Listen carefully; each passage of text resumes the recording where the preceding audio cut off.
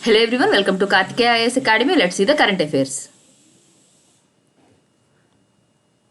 The first topic is mass nesting of turtles at Gahirmata. Earlier we have discussed that the number of turtles which used to come near to the nesting sites are decreasing because of various changes which we have made to the ecosystem over there. Okay. Actually, the days when they generally used to come for the nesting is in March.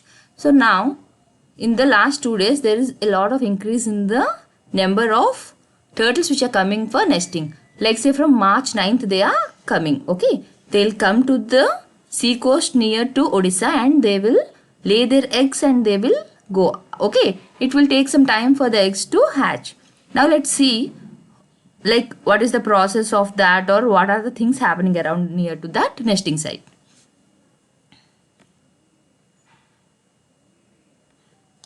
The nesting of thousands of olive riddle sea turtles, a yearly phenomena. On one for one day there used to be 5,000 turtles which used to come to the coast and lay their eggs. Okay, and this is this is a eye feasting thing for the one who enjoy the nature or who are very much interested in knowing about this environmental facts. Okay, now it is awaited by marine life enthusiasts like the one who are very much interested in knowing and learning about the marine life.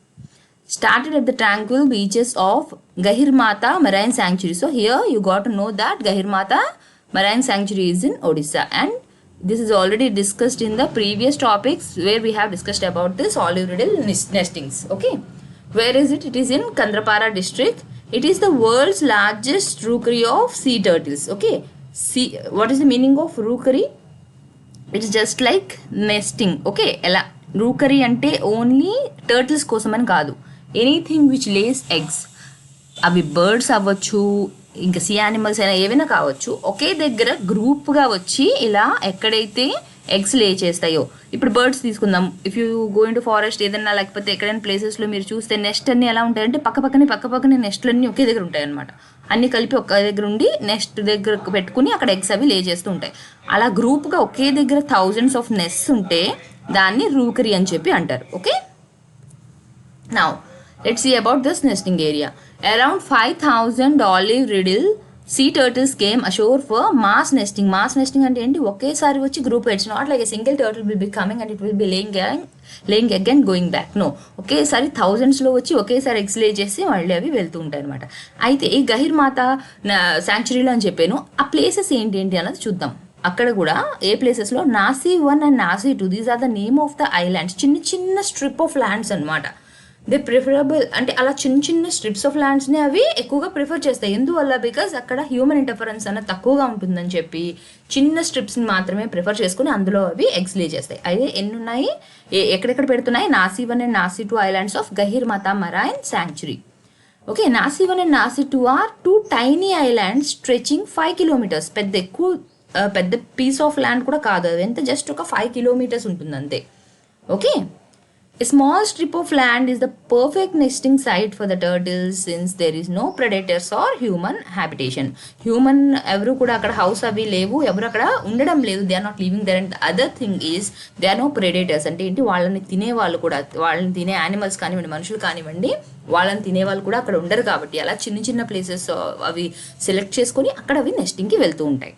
The turtle eggs normally take 45 days to hatch. యాక్చువల్గా ఈ process ఎలా జరుగుతుందంటే ఈ olive riddles రావడం nearly ఒక 1 week అనమాట. అలా రోజు వచ్చి అవి పెట్టి వెళ్ళడం అలా ఒక 1 week వస్తూ ఉంటాయి. ఇవి పెట్టిన తర్వాత 45 days పడుతుంది అవి హ్యాచ్ అవ్వడానికి. ఏవైతే ఎగ్స్ ఉన్నాయో అవి అందులోంచి బయటకి బేబీ రావడానికి ఎన్ని డేస్ పడుతుంది? 45 days పడుతుంది. After that tiny hatchlings come out and make their way into the sea. ఏం చేస్తాయి? అవి ఎగ్లోంచి బయటకు వచ్చి మళ్ళీ సీలోకి వెళ్ళిపోతాయి. అయితే ప్రాబ్లం ఏంటి? ఇప్పుడు వచ్చి బాగానే పెట్టెళ్తున్నాయి. As we were worried earlier that they were not more number, but now more number coming. So what is the problem over there? ఒకేసారి రావడంతో క్రౌడింగ్ ప్రాబ్లం కూడా ఉంది. ఏమవుతుంది ఇప్పుడు చెప్దాం. ఇక్కడ ఒక ఫ్యూ టర్టిల్స్ వచ్చి ఇలాగ ఏం చేశాయి, ఇలాగా నెస్టింగ్ సైట్స్ చేసుకుని వీటిలో అవి ఎగ్స్ పెట్టేసి వెళ్ళిపోయి నెక్స్ట్ బ్యాచ్ ఆఫ్ టర్టిల్స్ ఏవైతే వస్తున్నాయో అవి ఏం చేస్తాయంటే ఇక్కడ ఆల్రెడీ ఎగ్స్ పెట్టున్నాయి కదా, అవి మళ్ళీ వచ్చి వీటిలోనే ఎగ్స్ పెట్టేస్తున్నాయి అనమాట. ఓకే, ఎర్లియర్ ఏవైతే టర్టిల్స్ పెట్టేసిన నెస్టింగ్ సైట్స్ ఉన్నాయో వీటిలోనే వచ్చావు మళ్ళీ ఎగ్స్ పెట్టేసి వెళ్ళిపోతున్నాయి. సో అప్పుడు ఏమవుతుంది, ప్రీవియస్గా ఉన్న ఎగ్ మీద మళ్ళీ ఎగ్ పెట్టడం వల్ల ఇవి డిస్ట్రాయ్ అయిపోతున్నాయి due to the overload. Okay, one thing is because of the crowding the eggs are getting destroyed. Second thing ఏంటి, the beach is dotted with thousands of nesting turtles, leaving little space for the other turtles to lay eggs. Already first వచ్చి occupy చేసుకొని మొత్తం అంతా కూడా అవి eggs పెట్టేసి వెళ్ళిపోయాయి కాబట్టి నెక్స్ట్ బ్యాచ్ ఆఫ్ టర్టిల్స్ ఏవైతే వస్తున్నాయో అవి పెట్టడానికి ఎక్కడ కూడా ప్లేస్ అన్నది ఉండడం లేదు, స్పేస్ అన్నది కూడా ఉండడం లేదు. Okay, many female turtles have return to the sea and will emerge after few days. Place లేకపోయేసరికి ఏమవుతుంది, కొన్ని టర్టిల్స్ బ్యాక్కి వెళ్ళిపోయి సీలోకి బ్యాక్కి వెళ్ళిపోయాయి, అవి మళ్ళీ కొన్ని రోజుల తర్వాత వచ్చి మళ్ళీ ఎగ్స్ పెడతాయి. అయితే ఇదేంటి ఇక్కడ ఎక్కువ నెంబర్ రావడం కూడా ప్రాబ్లమేనా అంటే, మనం వాటి కోసం చాలా తక్కువ ల్యాండ్ని వదిలేము where they can come and nesting. If we have provided them with enough space ఈ ప్రాబ్లం రాదు కదా. ఇలా వాళ్ళు క్రౌడెడ్గా వచ్చి ఒకే దగ్గర పెట్టుకోవడానికి ప్లేస్ లేదని ప్రాబ్లం ఫేస్ చేయరు, ఇలా ఎగ్స్ డిస్ట్రాయ్ అవ్వు. మనం ఫస్ట్ అవి ఎలా అయితే వాటికి సూటబుల్గా ఉండేవో వాటి నెస్టింగ్ సైట్స్ని అలానే మనం డిస్ట్రాయ్ చేయకుండా ఉంచుంటుంటే more number might have come and they wouldn't have faced any problem. But because of us now they are facing all these problems. Next ఈ రూకరీ కోసం డిస్కస్ చేద్దాం. ఏదైతే రూకరీ ఇప్పుడు ఇక్కడ ఉందో గహిర్మాతా దగ్గర, the rookery at Gahirmatha was declared a marine sanctuary in 1997. ఎందుకు ఇప్పుడు ఈ రూకరీని మెరైన్ శాంక్చురీగా చేశారు? Because as I have told you, human interference అన్నది తగ్గించడం కోసం. ఇప్పుడు హ్యూమన్స్ వచ్చారంటే డెఫినెట్గా ఆ ఎగ్స్ని పట్టుకుంటారు తినేయడానికి, ఆ టర్టిల్స్ని పట్టుకుంటారు తినేయడానికి. సో హ్యూమన్ ఇంటర్ఫరెన్స్ అనేది ఎక్కువ ఉండకుండా ఉండడం కోసం దాన్ని మెరైన్ శాంక్చురీగా చెప్పారు. As I have told you, శాంక్చురీగా ఏదైనా డిక్లేర్ చేస్తే అక్కడ రెస్ట్రిక్షన్స్ అన్నో మొదలవుతాయి and it will come under the protected areas. అయితే ఇది ఎంత ఏరియాలో ఉంది? It is spread over 1435 square kilometres from Dhamra mouth to Hukitola island. ఇక్కడ నుంచి ఇక్కడ వరకు మొత్తం అంతా కూడా గహిర్మాతా దగ్గర ఉన్న rookery. Okay, less number of turtles last year తక్కువ నెంబర్ ఆఫ్ టర్టిల్స్ వచ్చాయి. దేని వల్ల వచ్చాయి అన్నది చూద్దాం. అంటే this is not the only reason, this is one possible reason. Bright light from the missile test range at the Wheeler's island. So here you have to remember, Wheeler's island అన్నది ఎక్కడుంది? ఒడిస్సాలో ఉంది. ఓకే, సో వీలర్ ఐలాండ్ దగ్గర ఏదైతే ఈ sanctuary ఉందో ఇక్కడ missile test range జరుగుతుంటుంది కదా, వాటి నుంచి వచ్చిన బ్రైట్ లైట్ ఏదైతే అక్కడ పెట్టుంటుందో ఆ లైట్ పడడం వల్ల ఏమవుతుంది, టర్టిల్స్ అనేవి రావడం మానేసింది అనమాట. It was like obstruction for the turtles. ఎందుకని? డెఫినెట్గా అవి ఏం ఫీల్ అవుతాయి, అక్కడ లైటింగ్ ఉందంటే హ్యూమన్ హ్యాబిటేషన్ ఉంటుంది, హ్యూమన్ హ్యాబిటేషన్ ఉందంటే మనకి ప్రెడేటర్స్ పెరిగిపోతారు. సో మనకి రిస్క్ అన్న ఫ్యాక్టర్తోని అవి రావడం మానేసాయి. దానివల్ల నెంబర్ అనేది తగ్గిపోయి last year. Considering that year ఏం చేశారు, the defence official switched off the lights this year. ఏం చేశారు, ఇయర్ లైట్స్ అన్ని కూడా స్విచ్ ఆఫ్ చేసేసారు. దానివల్ల మళ్ళీ ఎక్కువ నెంబర్ ఇప్పుడు తిరిగి వస్తున్నాయి అక్కడికి. సరేనా? Next topic is Simlipal fire. So here lives and livelihoods of tribals in distress. Topic ఏంటి అంటే యాక్చువల్గా సిమ్లీపాల్లోని ఏవైతే ఫైర్ అన్నది వచ్చిందో దానివల్ల ఏం జరిగింది, ట్రైబల్స్ ఎవరైతే ఉన్నారో వాళ్ళందరూ లైవ్లీహుడ్ అనేది దెబ్బతినింది, వాళ్ళ లైఫ్స్ అనేవి కూడా చాలా డిస్టర్బ్ అయ్యాయి. Why? Because we all know that tribals are the forest dwellers and they most of the tribals, ఇప్పుడు మన సిటీలో ఎవరైతే ఉంటున్నారో వాళ్ళ కోసమే కాదు, ఎవరైతే ఫారెస్ట్ డ్వెలర్స్ ఉన్నారో వాళ్ళు ఏంటి, they completely depend on the forest products. Forest వాళ్ళకి ఏమి ఇస్తుందో దాన్నే అమ్ముకోవడం, దాంతోనే ఏమైనా వస్తువులు తయారు చేయడం, అవి అమ్మిన మనీతోనే అవి వాళ్ళు బతుకుతారు. And most of their food which they are consuming also they get from the forest. Like they completely dependent on the forest. Okay, మనలాగా ఇది లేకపోతే అది లేకపోతే అది సూపర్ మార్కెట్కి వెళ్ళి తెచ్చుకొని తినేయడం, ఆ టైప్ ఆఫ్ లైఫ్ స్టైల్ వాళ్ళది కాదు. ఫారెస్ట్ వాళ్ళకి ఏమి ఇస్తుందో దాంతో వాళ్ళు సర్వైవ్ అవుతారు. మరి ఎప్పుడైతే ఫైర్ వచ్చిందో డెఫినెట్గా వాళ్ళ లైఫ్స్ అన్ని ఎఫెక్ట్ అవుతున్నట్టే కదా. సో ఇక్కడ ఫస్ట్ మనం కొన్ని ట్రైబ్స్ కోసం చూద్దాం. Through this article, you'll get to know about names of different tribes and you definitely have to remember that these tribes belong to Odisha. The Simlipal Tiger Reserve has been on fire since February 11th. Chudandi, almost more than a month, not almost. It's like more than a month there are fires. Inka kuda మొన్న రీసెంట్గా కొంచెం వర్షం పడడం వల్ల కొంతవరకు control అయింది, but ఇంకా still they have to control because it even reach to the core areas. ఇప్పుడు మనకి 1 సెకండ్ ఇలా ఉంటుంది. ప్రొటెక్టెడ్ ఏరియాలోని 3 జోన్స్ అన్న ఉంటాయి మనకి. ఓకే, బఫర్ జోన్ ఉంటుంది, కోర్ ఏరియా ఉంటుంది. అయితే ఈ మధ్యలో ఉన్న కోర్ ఏరియా ఏదైతే ఉందో ఇది completely restricted, no one can go over there. Okay, బయట నుంచి మామూలుగా రీసెర్చ్లు కానివ్వండి, ఎడ్యుకేషన్ పర్పస్కి అయినా కూడా ఈ కోర్ ఏరియాలోకి అయితే ఎవరిని ఎంటర్ చేయనివ్వరు. Okay, among the communities affected are the 2 of the 13. టోటల్గా 13 కమ్యూనిటీస్ ఉంటే అందులోని not 2, it's actually 3. Okay, 3 communities బాగా ఎఫెక్ట్ అయ్యాయి. ఏంటవి?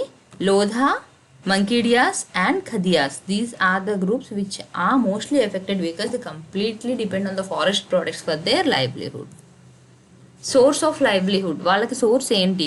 ఇది ఫస్ట్ మనం ఇక్కడ నేను ఏదైతే మెన్షన్ చేశానో లోధాస్, మంకీడియాస్, ఖాదియాస్. ఫస్ట్ ఖాదియాస్ వీళ్ళ కోసం డిస్కస్ చేసేద్దాం. లోధా కోసం సెపరేట్గా మళ్ళీ నెక్స్ట్ టాపిక్లో నేను డిస్కస్ చేస్తాను. Okay, these tribals collect siali fibre and wild honey. ఈ రెండు పదాలు గుర్తుపెట్టుకోండి. Even if you have to write the answer you have to mention these words definitely. Okay, siali fibre and wild honey అన్నది ఎక్కడి నుంచి తీసుకుంటున్నారు? వాళ్ళు సిమిలిపాల్ ఫారెస్ట్ నుంచి తీసుకుంటున్నారు. These are the major products which they are dependent on. Wild honey and siali fibre ఏదైతే ఉందో వాళ్ళకి ఇయర్ లాంగ్ దొరకదు. ఇది సీజనల్, పర్టికులర్ సీజన్లో మాత్రమే వాళ్ళకి దొరుకుతుంది. దీన్ని ఏం చేస్తారు వాళ్ళు? మళ్ళీ మార్చ్ నుంచి జూన్లోని సెల్ చేస్తారనమాట, దాన్ని కలెక్ట్ చేసుకొని. Okay, so siali fibre is a means of livelihood. ఎందుకని? Because they make ropes and bags using it and they sell these products and they get the money for their livelihood. అయితే nearly 250 people from the tribe live in 9 villages located on the fringes of Simlipal. చూడండి ఎంతమందో, nearly 250 people are living there in 9 villages. ఎక్కడ? సిమ్లిపాల్ చుట్టుపక్కల ఏవైతే areas ఉన్నాయో ఇక్కడే. ఇప్పుడు సిమ్లిపాల్ అనుకుంటే దీని చుట్టూనే వేరు విలేజెస్ అన్న ఉంటాయి. Okay, their livelihoods were affected in 2020 due to the novel corona virus. Already last year pandemic వల్ల వాళ్ళ లైవ్లీహుడ్ అనేది ఎఫెక్ట్ అయింది. ఎందువల్ల? వాళ్ళు ప్రొడక్ట్స్ చేసుకుని ఎక్కడికి తెచ్చి అమ్మేది లేదు కదా, బికాస్ ట్రాన్స్పోర్టేషన్ ఆగిపోయింది. ఆ తర్వాత కూడా చాలా అన్ని స్టాప్ అయ్యి చాలా లేట్గా, మామూలు జనరల్గా మన సిటీస్లో ఉన్న బిజినెస్ చాలా లేట్గా స్టార్ట్ అయింది. ఇంకా వీళ్ళవి పర్టికులర్ సీజన్లోనే దొరుకుతాయి, సీజన్లోనే అమ్ముకోవాలి అంటే ఆ టైం అంతా కూడా we know that it was in lockdown March to June. So ఏమైంది? అంతా కూడా వాళ్ళది బాగా ఎఫెక్ట్ అయిపోయింది. అండ్ ఈ యొక్క గ్రామ పంచాయతీ కోసం ఆర్టికల్లో మెన్షన్ చేశారు. దీనికోసం మనం చూద్దాం. Like how they were able to face the fire. Bonsanali Gram Panchayat, ఈ విలేజెస్ ఏవైతే ఉన్నాయో ఈ ఏరియాలో, they have saved their community forest resources areas from the fire. They were able to save them from the fire. ఏ విధంగా? This was because of the more united and stronger gram sabhas. అక్కడ ఉన్న గ్రామ సభాస్ ఏవైతే ఉన్నాయో అవన్నీ కలిపి వర్క్ చేస్తున్నాయి and they are very much united and they are stronger. Possibly only after their rights were recognised. ఎప్పటి నుంచి వాళ్ళు స్ట్రాంగ్ అయ్యారు? After their rights were recognized under the Scheduled Tribes and the other traditional forest dwellers, recognition of the Forest Rights Act 2006. ఈ act పేరు గుర్తుపెట్టుకోండి. వీలైతే వీటి తలగా provisions అన్ని కూడా ఒకసారి చూడండి. అండ్ సపోర్ట్ ఎక్స్టెండెడ్ బై మా ముధిపత్ Jangal Suraksha Samiti, a local group of about 15 villages. Okay, ఈ సమితిలో ఎంతమంది ఉన్నారు? టోటల్గా ఒక 15 విలేజెస్ కలిపి గ్రూప్లో ఫామ్ అయ్యారు. ఇది కూడా స్ట్రాంగ్గా ఉంది. అండ్ ఈ యాక్ట్ ఎప్పుడైతే వచ్చిందో దీని తర్వాత వీళ్ళ రైట్స్ అన్ని కూడా ఎప్పుడైతే స్ట్రాంగ్ అయ్యారు, they started working for themselves. కలెక్టివ్గా వాళ్ళు రెస్పాన్సిబిలిటీ తీసుకొని వాళ్ళు ప్రొటెక్ట్ చేసుకోవడం మొదలుపెట్టారు. నెక్స్ట్ సిమ్లిపాల్ ఫారెస్ట్ కోసం చూద్దాం. దీన్ని ఆల్రెడీ నేను ప్రీవియస్ ఆర్టికల్స్లో ఎక్కడ ఉంది ఏంటి మెన్షన్ చేశాను. ఇవాళ జస్ట్ అక్కడ ఏ టైప్ ఆఫ్ యానిమల్స్ కానీ బర్డ్స్ కానీ ఉంటాయో చూద్దాం. Okay, Simlipal hills serve as a life support system for the tribals and tigers. So ఇక్కడ మోస్ట్లీ మనకు కనిపించేవి ఏంటి? టైగర్స్ ఎక్కువగా ఉంటాయి. Okay, it is a treasure house of nature with captive scenic beauty, the lush green valleys, the majestic sal and the stream and rivulets cascading down the hills. Then there is flora and ఫోనా as well. అంటే ఏంటి? సీనిక్గా బాగుంది, అక్కడ చెట్లు అవన్నీ కూడా బాగున్నాయి, greenery బాగుంది, ఫ్లోరా అండ్ ఫోనా ఫ్లవరింగ్ ప్లాంట్స్ కానివ్వండి, యానిమల్స్ కానివ్వండి, మోర్ నెంబర్లో డిఫరెంట్ వెరైటీస్ అక్కడ ఉన్నాయి. సో ఇక్కడ పర్టికులర్గా మెన్షన్ చేసిన చెట్టు ఒకటి ఏంటి? సాల్ ట్రీ. సో సాల్ ట్రీ కోసం కూడా గుర్తుపెట్టుకోండి. Next ethnic groups. Ethnic groups ఏమేమి ఉన్నాయి అక్కడ చూద్దాము. దాన్ని బట్టి ఇంపార్టెంట్ ట్రైబల్స్ కూడా కొన్ని నోట్ చేసుకుందాం. Okay, Birhors, hill Khadias and Mankidias, ఇవి మేజర్ ఎథనిక్ గ్రూప్స్ అక్కడ. Okay, other tribal communities found in Simlipal are Santhal, Kolha, Bathudi, Mahali, Bhuyan. ఎందుకు చెప్తున్నానంటే మనకి ఆప్షన్స్లోని మ్యాచ్ ద ఫాలోయింగ్ ఇస్తారనమాట tribals.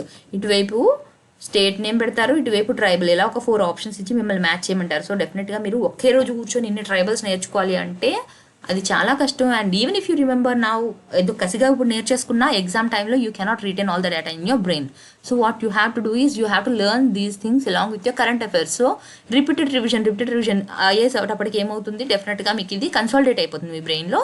Easily you can match it. Okay, so ఎప్పుడైనా కరెంట్ అఫైర్స్ చదువుతున్నాము అంటే వారం రోజులు చదివింది మళ్ళీ సండే పట్టుకొని కొత్తగా కరెంట్ అఫైర్స్ నేర్చుకోవద్దు. ఈ 1 వీక్ నేర్చుకుందంతా కూర్చొని సండే మొత్తం మీరు ప్రాక్టీస్ చేయండి. ఇట్స్ నాట్ లైక్ నేను చెప్పిందనే కాదు, మీ ఇంట్రెస్ట్గా మీరు ఏమైనా బయట నుంచి అయినా సర్చ్ చేసి ఉంటారు, లేకపోతే you might have got from other sources. ఏదైనా కూడా don't try to search anything on Sundays. సండేని ఒక కంప్లీట్ రివిజన్ డేలా పెట్టుకోండి. Like half of the day you have to revise your current affairs, half of the day you have to revise your subjects ఏవైతే standard subjects ఉన్నాయి కదా, polity కానివ్వండి, economy కానివ్వండి. ఒక హాఫ్ డే అంతా ఇన్ని రోజులు మీరు ఏం చదివారు, పాలిటీలో ఏం చదివారు, జియోగ్రఫీలో ఏం చదివారు, సండేని కంప్లీట్గా మీరు ఓన్లీ రివిజన్కే యూజ్ చేయండి. కొత్తగా ఏమీ నేర్చుకోవద్దు. ఎందుకంటే ఎంత మనం నేర్చుకున్నా అంత కలిపి ఒక్క ఎగ్జామ్ ముందు రోజు రివైజ్ చేయాలంటే ఇట్స్ వెరీ హార్డ్. ఇప్పుడు ఎవ్రీ సండే మీరు రివైజ్ చేశారనుకోండి, ఇట్స్ లైక్ ఒక మంత్కి మీరు 4 రివిజన్స్ ఆల్రెడీ చేసేస్తున్నట్టు. సో ఎప్పుడు కూడా సండే కొత్తగా ఏమీ నేర్చుకోవద్దు. సండే రోజు already 1 week Monday to Saturday ఏం నేర్చుకున్నాం దాన్నే రివైజ్ చేయండి. Revision best thing. ఏ ఎగ్జామ్లో అయినా సరే చదివిన వాళ్ళకి చదవని వాళ్ళకి ఎవరికైనా మార్క్స్ డిఫరెన్స్ ఎందుకు వస్తున్నాయంటే it just depends on the number of times you have revised your concepts. Next, scheduled tribes of Mayurbhanj districts such as the Kolha, Santal, Bhumiza, Bhatudi, Gond and Ho. These are the schedule tribes of the Mayurbhanj district. Mayurbhanj డిస్ట్రిక్ట్లో పర్టికులర్గా ఉన్న tribes names ఏంటి ఇవి. So ఇవన్నీ కూడా మనకి ఒడిశాలో. ఇప్పుడు ఇక్కడ గోండ్ ఉంది అంటే గోండ్ అంటే ఏంటి, ఓన్లీ ఒడిశాలోనే ఉన్నారు వాళ్ళు, మధ్యప్రదేశ్లో లేరా అవి అలా కాదు. ఒక్కసారి మీరు కంపేర్ కూడా చేసుకోండి ఎక్కడెక్కడ ఉన్నారు అని చెప్పి. Okay, next fauna, royal Bengal tigers, there are leopards, hyenas, foxes, sambars, cheetahs, elephants, bisons, bearing deer, avifauna, herpetofauna and amphibians. So these are the animals which are present there. Okay, A animals list కూడా same like tribes ఒకేసారి నేర్చుకోవాలంటే కష్టం. ఏ topic ఏ state కోసం వస్తుంది maximum possibility ఏముంది చెప్పండి. మనం ఎక్కువగా న్యూస్లో బాగా చూసిందంతా లాస్ట్ 2 months నుంచి ఒడిస్సా కోసమే చూస్తున్నాం. ఓకే, అంతకుముందంతా మనం జమ్మూ కోసం చూసాం, అంతకుముందు మనం ఉత్తరాఖండ్ కోసం చూసాం. సో ఏవైతే స్టేట్స్ మనకు క్లియర్గా తెలిసిపోతుంది, లైక్ సే 28 స్టేట్స్లో ఏ స్టేట్ నుంచి వస్తుంది అన్న పాసిబిలిటీ మనకు క్లియర్గా తెలుస్తుంది. సో ఆ స్టేట్ని మాత్రం మిస్ చేయొద్దు. ఆ స్టేట్కి సంబంధించి మొత్తం నేర్చుకోవడానికి ట్రై చేయండి. కంక్లూజన్, interdisciplinary research, ఇది I have picked up from the article because it is better if you can use it in the answer. మనం కొత్తగా ఏదో ప్రొడ్యూస్ చేయకుండా ఫస్టే ఒక టాపిక్ ఇస్తే దీనికి ఏం ఇంట్రొడక్షన్ రాయాలి, ఏం కంక్లూజన్ రాయాలి ఫస్టే రెడీ పెట్టుకోండి. ఎగ్జామ్లో వీటి కోసం ఆలోచిస్తూ టైం వేస్ట్ చేయొద్దు. ఓకే, ఎంత ఉంటాయి మహా అయితే ఒక 4 టాపిక్స్ ఒక కామన్గా మీరు ఒక కంక్లూజన్ రాయొచ్చు, కామన్గా ఒక ఇంట్రో రాయొచ్చు. Okay, interdisciplinary research to enhance livelihood needs to forest people, recognition of their forest rights and an increased engagement in protecting and conserving Simlipal Biosphere Reserve is the need of the hour. ఇది conclusion ఎందుకు ఈ విధంగా పెట్టానంటే యాక్చువల్గా ఏమవుతుందంటే forest ఎవరైతే అక్కడ employees ఉంటారో ఈ ఫారెస్ట్ ఫైర్స్ రావడానికి ఒక పాసిబుల్ రీజన్ కూడా ఏంటి అంటే they are much engaged in other activities than concentrating on this fires. అసలు ఈ ఫైర్స్ అంత పెరగడానికి కారణం కూడా ఏంటి అంటే చాలా వరకు నెగ్లిజెన్స్ అన్నది జరిగింది. ఫస్ట్ నుంచి అంత పట్టించుకొని ఉంటే అంత ఉండేది కాదు. ఎవరైతే అక్కడ రెస్పాన్సిబుల్ ఎవరైతే ఉన్నారో వాళ్ళు కూడా వేరే యాక్టివిటీస్ మీద ఎక్కువ కాన్సన్ట్రేట్ చేయడం వల్ల దీనివల్ల పట్టించుకోకపోవడం వల్ల కూడా ఉంది అని చెప్పి. సో దీనికోసం ఏం చెప్తున్నారు అంటే వీళ్ళ లైవ్లీహుడ్స్ని ఇంక్రీజ్ చేయడం కానివ్వండి, ఈ రీసెర్చ్ ఇవన్నీ కూడా ఏంటంటే పాయింట్స్ మెయిన్గా మనం వాళ్ళకి కూడా రైట్స్ ఇవ్వాలి. ఎవరైతే ఫారెస్ట్ వెల్లర్స్ అక్కడ ఉన్నారో వాళ్ళు ఇస్తే as I told you example of 1 గ్రామ పంచాయత్ హియర్, వాళ్ళకి రైట్స్ ఎప్పుడైతే ఇచ్చారో వాళ్ళు కలెక్టివ్గా ఏం చేస్తున్నారు వాళ్ళే ప్రొటెక్ట్ చేసుకుంటున్నారు. ఆ విధంగా వాళ్ళకి రైట్స్ని ప్రొవైడ్ చేస్తూ అండ్ మనం కూడా ఎవరైతే అథారిటీ రెస్పాన్సిబుల్గా దీనికి ఉన్నారో వాళ్ళు కూడా దీన్ని ప్రొటెక్ట్ చేయడం, కన్జర్వ్ చేయడం వాటి గురించి కూడా ఎక్కువ time, it's not like they are not bothering but ఎక్కువ టైం దానికోసం కూడా పట్టించుకోవాలి along with the other activities. Next topic is Odisha's Lodha tribe in jeopardy. ఇది కూడా సేమ్ ముందు టాపిక్కి రిలేటెడే బట్ హియర్ పర్టికులర్లీ వీళ్ళు discuss about the Lodha tribe. వీళ్ళు కూడా ఏంటంటే they have lost their livelihood. అయితే వీళ్ళ గురించి ఎందుకు పర్టికులర్గా చెప్తున్నానో I will get to know in few points. The name Lodha means a piece of fish. Lodha అంటే మీనింగ్ ఏంటి, పీస్ ఆఫ్ ఫిష్ అని. The total population of the Lodha tribe was 8,905 according to the census 2011. అంటే 2011 కంత ఉందంటే ఇప్పుడు పెరిగే ఉండొచ్చు. Okay, they belong to the North Munda ethnic group. So North Munda ethnic group also belongs to Odisha and they speak the Mundari language. Munda అన్నది ఎక్కడ ethnic group అన్నది గుర్తుపెట్టుకోండి. Next, the honey collection technique of the Lodha people are eco-friendly and they make sure not to kill the queen bee.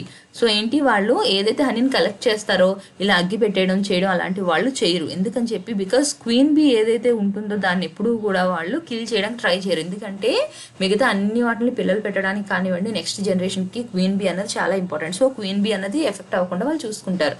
వాళ్ళు మెయిన్గా depend అయ్యేది కంప్లీట్గా ఈ honey మీద, అందువల్ల. సరేనా? From January to May Lodha people collect భారత ఇంకా ఏమేమి వాళ్ళు కలెక్ట్ చేస్తున్నారు ఫారెస్ట్ ప్రోడక్ట్స్ అనేది ఇక్కడ మనం చూద్దాం. బార్ధా సాగ్, గ్రీన్ లీవ్స్, మ్యాంగో, సియాలి లీవ్స్, ఖజూరి, మహువా ఫ్లవర్స్ కోసం ఆల్రెడీ మనం ప్రీవియస్ క్లాసెస్లో తెలుసుకున్నాం. సాల్ లీవ్స్, జూనా, tamarind and tussar silk. Okay, similarly from June to July, అది జూన్ వరకు కదా, జూన్ టు జూలై ఏం కలెక్ట్ చేస్తారు? కేండు, జాక్ ఫ్రూట్, బార్డా సాగ్, మహువా సీడ్స్, చహార్, సాల్ సీడ్స్, జముకోళి, మహుదన్ కట్టి అండ్ కుసుమ్. ఆగస్ట్ నుంచి డిసెంబర్ మళ్ళీ వాళ్ళు ఏం కలెక్ట్ చేస్తారు? Wild varieties of mushrooms, కుర్కుటి, పిటాకండ, కర్కెకండ, Juna, gooseberries, హరాడా, బహాడా. ఇవి ఓకే, ఈ మైనర్ ఫారెస్ట్ ప్రోడక్ట్స్ ఏవైతే ఉన్నాయో అవి చాలా ఇంపార్టెంట్ ఈ ట్రైబల్ కమ్యూనిటీస్కి. ఓకే, అయితే ఇప్పుడు నేను ఇక్కడ మహువా సీడ్స్, మహువా ఫ్లవర్స్ అని చెప్పాను కదా. అయితే జనరల్గా మనకి మొన్న న్యూస్ ఆర్టికల్ మనం ఏం చదివాం? ఒక possible reason for the forest fires is వాళ్ళు ఈ మహువా ఫ్లవర్స్ ఇవి కలెక్ట్ చేయడం కోసం అని చెప్పి ఫైర్ అన్నది పెట్టేస్తున్నారు. ఓకే, అయితే వీళ్ళు చెప్పడం ఏమిటి అంటే మేము ఎందుకు ఫైర్ పెడతాము, we love our forest, when we love our forest why will we forest మీద మేము డిపెండ్ అవుతున్నప్పుడు మేము ఎందుకు ఫారెస్ట్లోని కావాలని ఫైర్ పెడతాము. సెకండ్ థింగ్, మహువా ప్లాంట్స్ ఏవైతే ఉన్నాయో అవి ఏవి కూడా కోర్ ఏరియాలో లేవు. కోర్ ఏరియా వరకు అగ్గి ఎలా వెళ్ళింది, కోర్ ఏరియాలో అగ్గి అవి పడింది అంటే కోర్ ఏరియాలో ఏవి లేవు. మహువా సీడ్స్ కానీ ప్లాంట్స్ ఏవైతే ఉన్నాయో ఇప్పుడు మేము ఏవైతే విలేజెస్, హౌసెస్, కమ్యూనిటీస్, ఇప్పుడు లైక్సే ఇది కోర్ ఏరియా, ఈ చుట్టుపక్కల లాస్ట్లోనే కదా వీళ్ళు విలేజెస్ అవి ఉంటాయి. అయితే ఏవైతే ఉన్నాయో మేము ఎక్కడైతే ఉంటున్నామో దాని చుట్టే ఉంటాయి ఈ మహువా ప్లాంట్స్. ఓకే, సో ఇక్కడ కోర్ ఏరియాలోనే ఎలా ఫైర్ వస్తుంది, ఇక్కడ మహువా ప్లాంట్స్ కోసం మేము ఎందుకు ఫైర్ పెడతాం, బికాస్ అక్కడ మహువా ప్లాంట్సే లేవు అని చెప్పి వాళ్ళు చెప్తున్నారు. Okay, what the tribal people in forest వాళ్ళు ఏం చెప్తున్నారో వాళ్ళ తరఫున చూద్దాం. There is not a single mahua tree inside the core area of Similipal. You can only find mahua trees around the adivasi villages. And mahua flowers are generally collected after March. So why is the government is criticising అస్?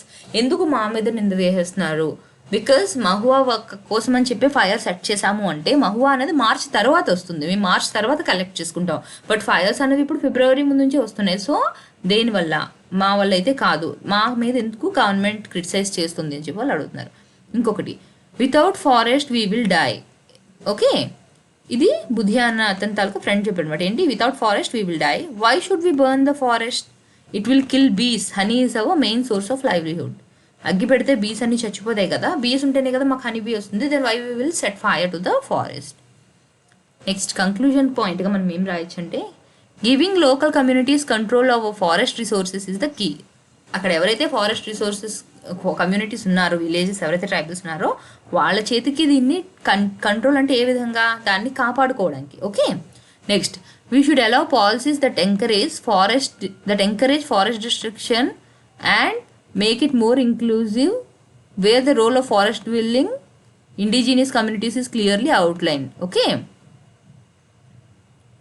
మనం ఏవైతే policies ఫారెస్ట్ని destroy చేస్తున్నాయో అలాంటి వాటిని avoid చేయాలి.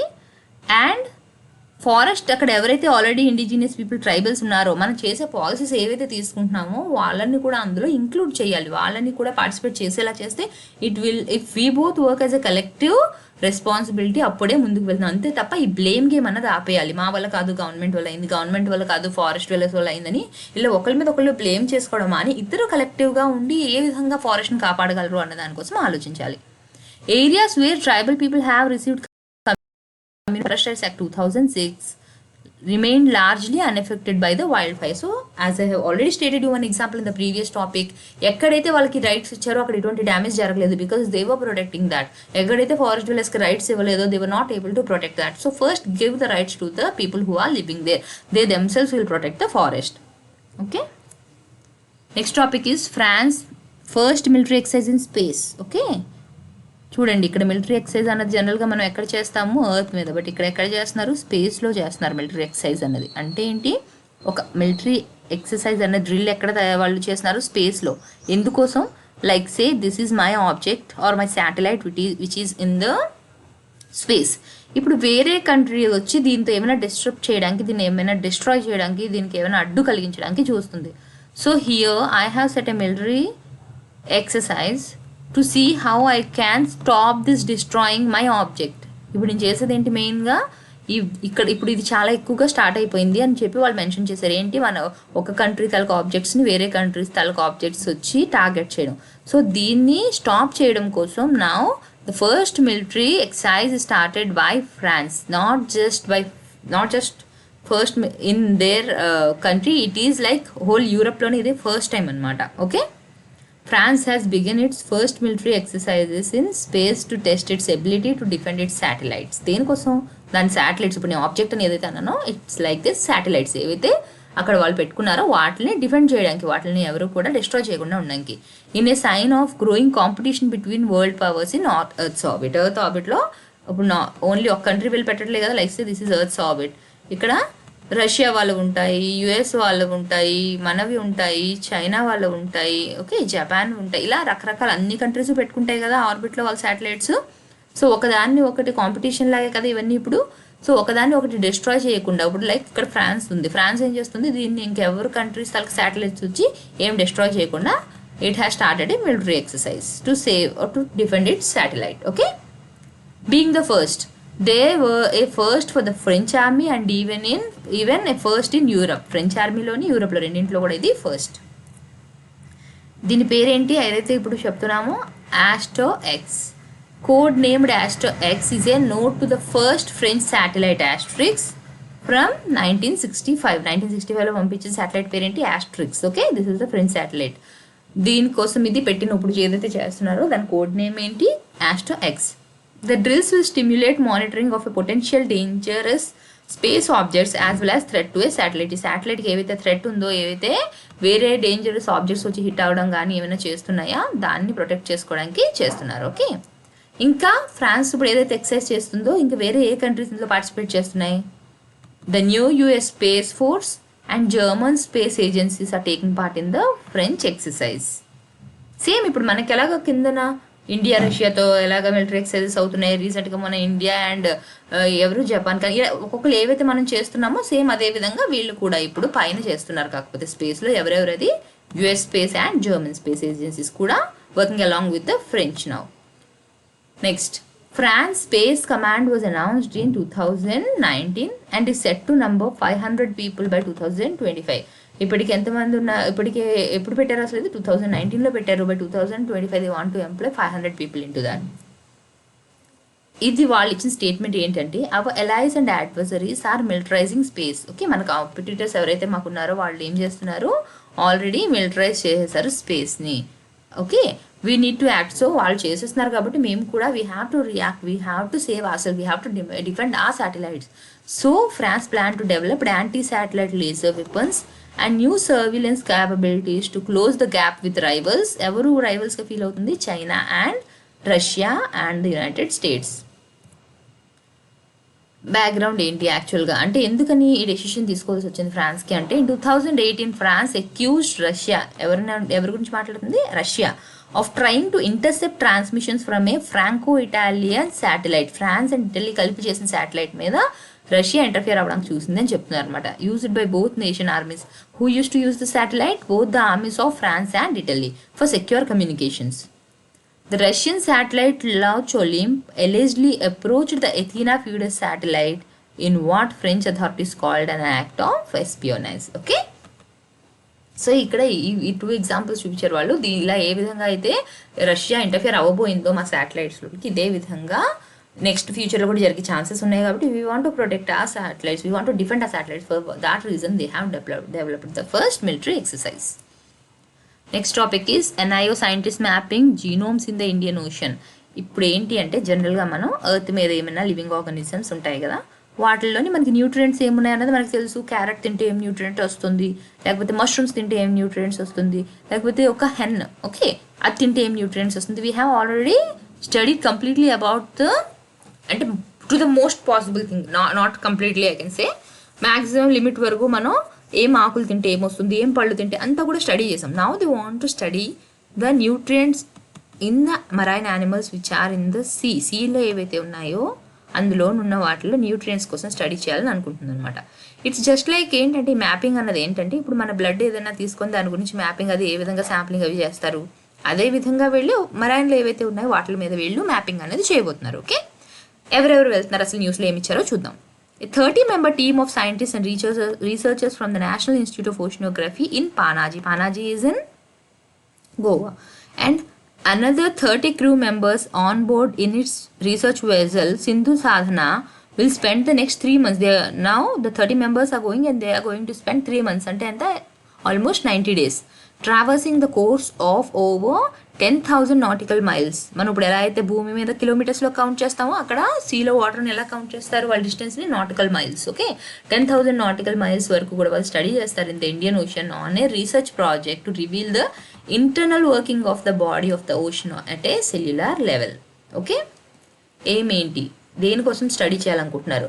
Understanding the biochemistry and the response of the ocean to climate change, nutrient stress and increasing pollution. These are the terms I don't have to explain you, ఈజీగా అర్థమవుతున్నాయి. Okay, this is the main aim for them. Okay, ఓషన్లో climatic change వల్ల ఏమొస్తుంది, nutrients ఎక్కువ stress అవ్వడం వల్ల వాటి మీద న్యూట్రియన్ స్ట్రెస్ వల్ల ఏమొస్తుంది, లేకపోతే మనం పొల్యూషన్ ఏదైతే క్రియేట్ చేసినామో దానివల్ల లోపల ఏమేమి చేంజెస్ వస్తున్నాయి అనేది స్టడీ చేయడానికి.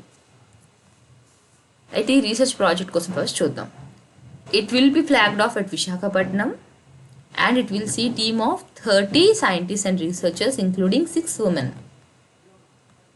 Course the Indian Ocean from the India's east coast all the way to Australia. ఎక్కడి నుంచి స్టార్ట్ ఎక్కడి వరకు వెళ్తున్నారు? ఇండియా తాలూకా ఈస్ట్ కోస్ట్ నుంచి కంప్లీట్గా ఆస్ట్రేలియా వరకు. Then onward towards Port Louis in Mauritius and up to the border of Pakistan.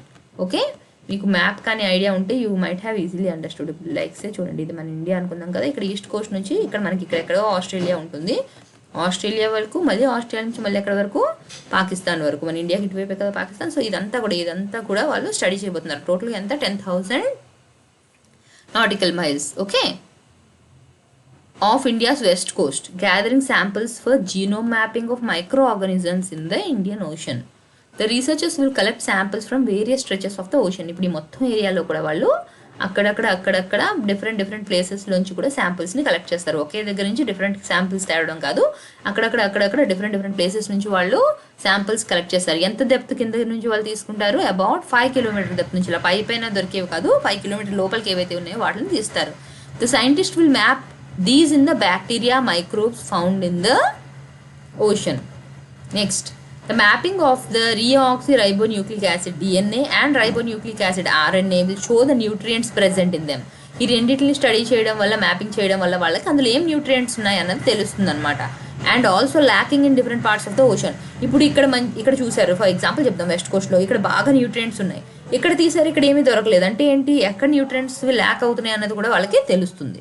Okay, what will the scientist learn from this? This will help scientists understand the internal working of the ecosystem of the Indian Ocean. లోపల ఏదైతే ecosystem ఉందో దాంట్లో ఏ విధంగా, ఎందుకంటే ఇప్పుడు ఎంత depth అన్నా నేను 5 kilometers డెప్త్ వరకు కూడా వాళ్ళు స్టడీ చేస్తున్నారు కాబట్టి ఇంటర్నల్గా వెళ్తే అక్కడ ఎకోసిస్టమ్ ఎలా ఉంది ఇండియన్ ఓషన్లో అన్నది వాళ్ళకి తెలుస్తుంది. The research will enable scientists to identify the factors controlling the changes in RNA, DNA in the ocean. Okay, this is easily understood. ఏంటి, ఏ ఫ్యాక్టర్స్ వల్ల ఆర్ఎన్ఏ డిఎన్ఏలో చేంజెస్ అన్న వస్తున్నాయి అన్నది కూడా వాళ్ళు స్టడీ చేస్తారు. And various stresses impacting them. ఇంకా which are the factors which are causing stress on the micro organisms which are living them. అక్కడ న్యూట్రియంట్స్ చేంజ్ అయ్యి అనుకుందాం, దేనివల్ల స్ట్రెస్ అన్నది దేనివల్ల వస్తుందో, చేంజ్ అవ్వడం కారణం ఏంటి అన్నది వాళ్ళు స్టడీ చేస్తారు. The ocean has several micronutrients like nitrates, sulfates and silicates. Minerals like iron ore and zinc, and trace metals like cadmium or copper. Remember this point. The genome mapping will show the presence of which these microbes have adapted to, in addition to the reaction to atmospheric carbon dioxide. So here we will get to know అసలు ఎటువంటి habitat కానివ్వండి, ఎటువంటి కండిషన్స్కి ఇవి adapt అయి ఉన్నాయి, ఈ micro organisms ఏవైతే ఉన్నాయో ఎటువంటి కండిషన్స్కి అవి అడాప్ట్ అయి ఉన్నాయి, అండ్ అట్మాస్ఫియర్లో ఏదైతే కార్బన్ డైఆక్సైడ్ ఉన్నాయో వాటికి అవి ఏ విధంగా రియాక్ట్ అవుతున్నాయి, ఆ రెండు కూడా వాళ్ళు స్టడీ చేస్తారు. ఎందుకని ఇవన్నీ అంటే this will help in identifying which part of the ocean has a greater concentration of which mineral are element. ఇప్పుడు మినరల్స్ ఉన్నాయి, ఎలిమెంట్స్ ఉన్నాయి, మనం డిస్కస్ చేసాం ప్రీవియస్ పాయింట్లో. బట్ ఏవి ఎక్కడ ఉన్నాయి, ఇండియన్ ఓషన్లో ఏ పార్ట్లో ఏవి ఎక్కువగా ఉన్నది అన్నది వాళ్ళకి తెలుస్తుంది. Scientists will then use these as traces to tackle the causative factors for excess or lack of a certain mineral or element. ఇప్పుడు మనకి ఏవి ఎక్కడ ఉన్నాయో తెలిసింది, ఎక్కడ ఎక్కువగా ఉన్నాయో తెలిసింది. సో దేనివల్ల ఇక్కడ ఎక్కువగా ఉన్నాయి, దేనివల్ల ఇక్కడ తక్కువగా ఉన్నాయి. Now they will be able to know the reason for the availability of more number of minerals or nutrients at a particular place and why there is a lacking of the nutrients or minerals in a particular place. దీనికి reason ఏంటి అన్నది వాళ్ళు they will be able to find out and suggest possible solutions for the mitigation. ఇప్పుడు ఎక్కువ ఎక్కడైతే ల్యాకింగ్గా ఉందో అక్కడ మన ఎందువల్ల lack, is this something because of the human interference, because of any pollution we are creating, అవి తెలుసుకుని దాన్ని మిటిగేట్ చేయడానికి. అంటే మిటిగేట్ అంటే ఏంటి, ప్రివెంటివ్ మెషర్స్, ముందుగానే లాస్ రాకుండా ప్రివెంట్ చేసుకోవడానికి they will be giving the suggestions. In addition, the large pool of RNA DNA library of the oceans will be utilized for using the Indian Ocean to human benefit in the future.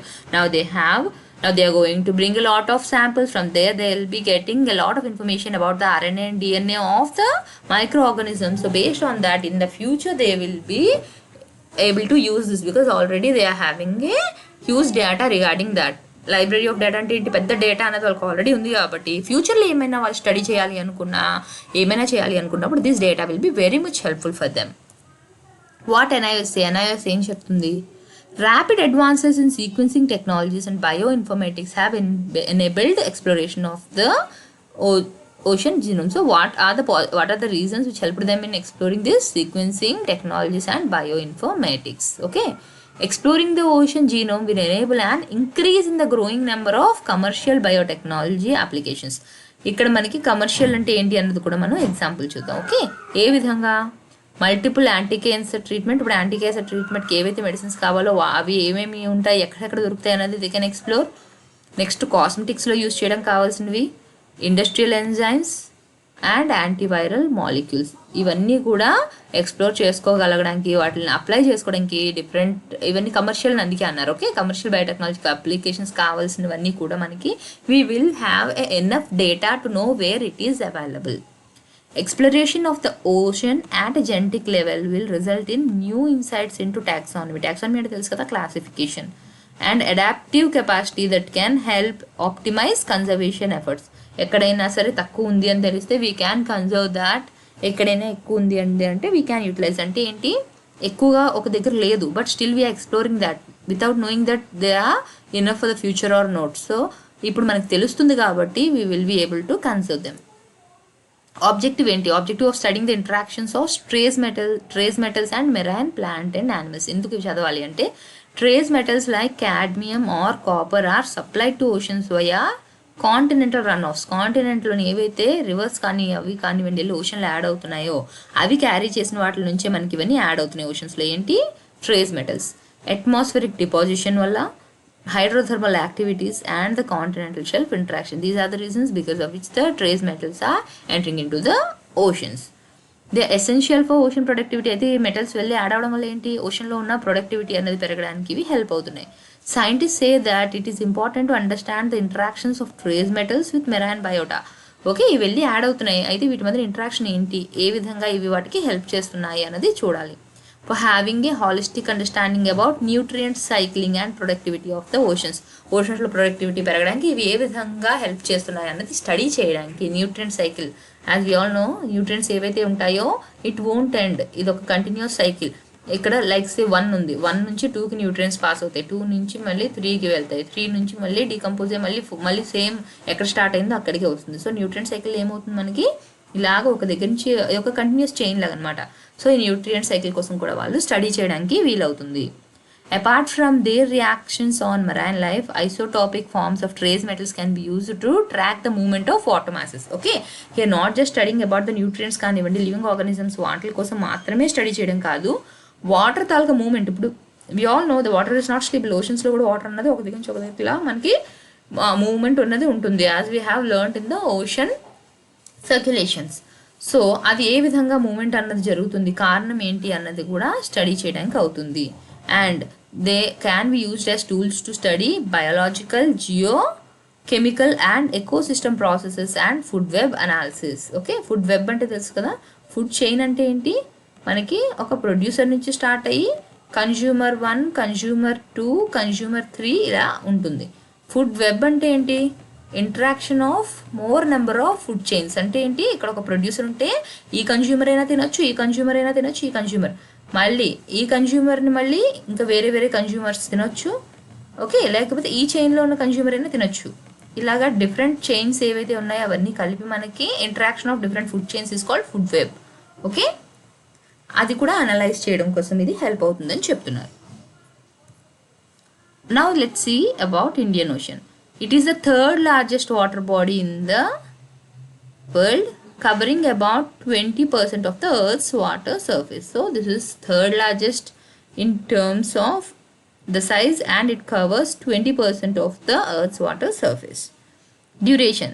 ఎన్ని డేస్కి వీళ్ళు research చేయబోతున్నారు?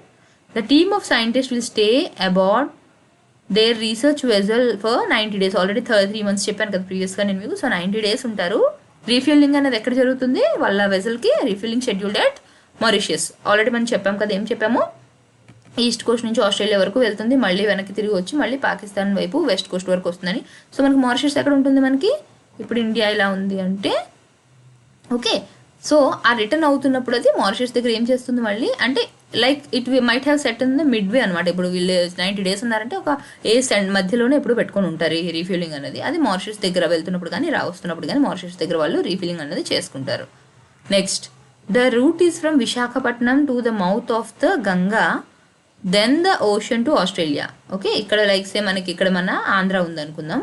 ఇక్కడ విశాఖపట్నం నుంచి first వాళ్ళు ఎక్కడికి వెళ్తారు? గంగా తాలూకా mouth దగ్గరికి వెళ్ళి అక్కడ నుంచి మళ్ళీ ఆస్ట్రేలియాకి వెళ్తారు. Okay, then westwards to Mauritius and up to Pakistan. So రిటర్న్లో మళ్ళీ మారిషియస్ దగ్గరికి వెళ్ళి అక్కడ నుంచి మళ్ళీ పాకిస్తాన్ వరకు వెళ్తారు. Sample collection. ఇప్పుడు శాంపిల్స్ తీసుకుంటున్నారని చెప్పాను. ఏ విధంగా తీసుకుంటున్నారు? In what they are taking the samples. Samples will be collected by lowering a Kevlar cable. Kevlar కేబుల్ని కిందకి దించుతారు. ఎక్కడి వరకు? 8 kilometers వరకు కూడా దించుతారు. With a set of 24 Teflon coated bottles to collect samples. So ఇప్పుడు ఈ కేబుల్కి ఏమేమి అటాచ్ అయి ఉంటాయి? 24 టెఫ్లాన్ కోటెడ్ బాటిల్స్ అన్నవి అటాచ్ అయి ఉంటాయి. ఇవి వీటిలోంచి కలెక్ట్ చేస్తారనమాట. They have a capacity of 12 liters. ఒక్కో బాటిల్కి ఎంత కెపాసిటీ ఉంది? 12 liters వాటర్ని క్యారీ చేసే కెపాసిటీ ఉంది. The Kevlar cable and then the Teflon coating are to ensure that metals are not inadvertently introduced into the water by the vessel itself. మెయిన్గా ఎందుకు concentration ఏంటి? ఇప్పుడు మనం ఏదో రీసెర్చ్ చేస్తున్నామని వెళ్ళి వాటర్ బాడీని డిస్ట్రాయ్ చేయకూడదు కదా, అక్కడ ఉన్న మెరైన్ యానిమల్స్ని ఎఫెక్ట్ చేయకూడదు కదా. సో వాటిని ఎఫెక్ట్ అవ్వే విధంగా అవ్వకుండా, మెటల్స్ అనేవి మళ్ళీ తిరిగి అందులో వెళ్ళకుండా ఏం చేస్తున్నారు? They are using this Teflon coating. The samples will be collected and the bacteria will be stored at -60 degrees Celsius. మనం ఇక్కడ స్టడీ చేస్తుంది ఏంటి? ఫిష్, ప్రాన్స్ వాటిని కాదు, మైక్రో ఆర్గానిజమ్స్ని స్టడీ చేస్తున్నారు. అది ఆల్రెడీ డిస్కస్డ్. బ్యాక్టీరియాని కలెక్ట్ చేస్తున్నారు. సో ఎంత బ్యాక్టీరియాని కలెక్ట్ చేసిన దాన్ని ఏం చేస్తారు? -60 degrees Celsiusలోని వాటిని స్టోర్ చేస్తారు. And with the help of liquid nitrogen. Thank you.